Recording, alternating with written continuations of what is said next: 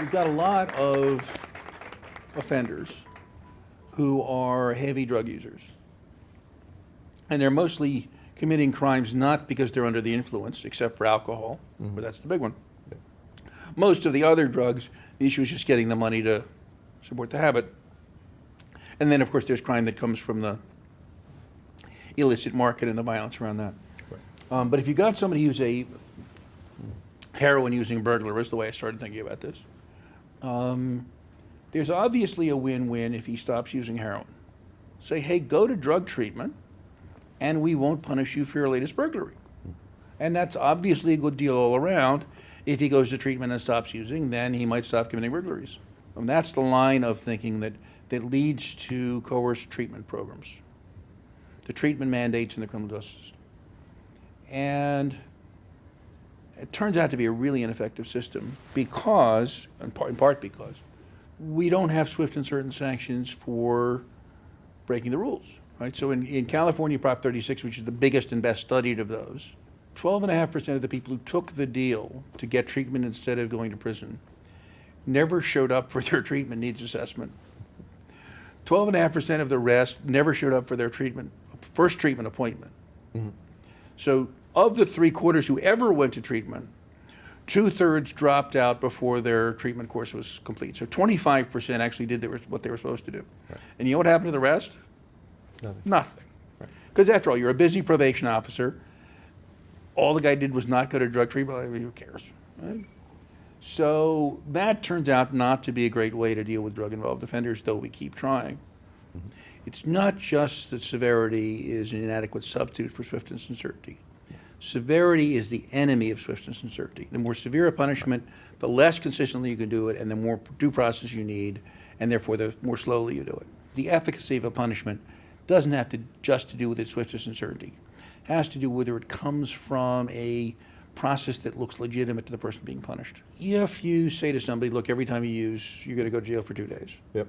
And swiftness and certainty works, and you can actually make that happen, and he believes it, then you're going to reduce his drug use. Right. The day you stop testing him, if all you were doing was deterrence, he's going to go back. In fact, this has lasting effects. And now part of that is just habituation, right? Well, but you could have a kind of a broader model that I mean, it is deterrence in the sense that you're preventing people from committing crimes, but it's both kind of the immediate deterrence now and the immediate consequence now, and possibly some more lasting kind of changes. But also it turns out, and this is the stuff that Tracy Mears and Tom Tyler have been working on, people just about universally resist knuckling under to illegitimate authority. If it looks like you're being punished arbitrarily or unfairly or singled out for punishment, people will keep offending just to frustrate the punisher. If the system appears to be sensible and predictable and fair, then it's not disgraceful to comply with it.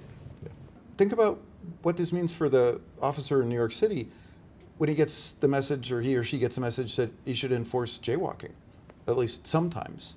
You know, we're giving them this mandate to reduce fatalities, to enforce the rules against jaywalking in some circumstances, but it's very opaque what those circumstances are. It looks to somebody like it's completely at the discretion of the officer, because lots of people will not be getting tickets and crossing the street. Somebody does, and then think of a situation where there's somebody who does, maybe for very good objective reasons, turns out to be black.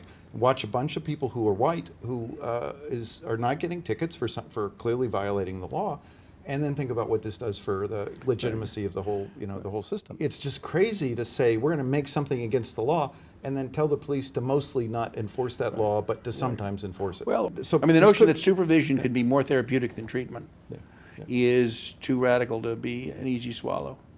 And by that, it's not just true of drugs, right? There's a whole industry of providing mandated services to offenders. Right. And I think we should start mandating outcomes. Between 1979 and 2010, the crime rate went down 50% and the incarceration went up 50%. We kept locking more and more people up, even when they weren't committing crimes. Now, if you thought about child rearing, this should have been obvious to us. Right. Because, there's a lot of ways to punish kids, like to beat kids, to abuse them, that clearly don't have the kind of effects you want in terms of encouraging certain kinds of behavior. But I think we somehow didn't realize that most of the punishments we were evaluating were more like, child abuse rather than good parenting. Exactly. We still need to invent the criminal justice timeout. Yeah, right. Yeah. Right? Well, the weekend in jail in Project Hope's pretty close to a timeout. Well, and so now the question is, could we make it a weekend at home? Yeah. Could we make it a week on a 9 p.m. curfew? But We're still looking for the minimum effective dose. The key thing that was done to bring crime down in New York on the criminal justice side was the decision that reducing crime was the goal of the police department. Yeah. Once you'd done that, everything else fell into place. Well, the belief that the police could actually make a difference, and then the decision to act on that. Right, because once you did that, you could get people to do their jobs because the police knew what they were doing. Yeah.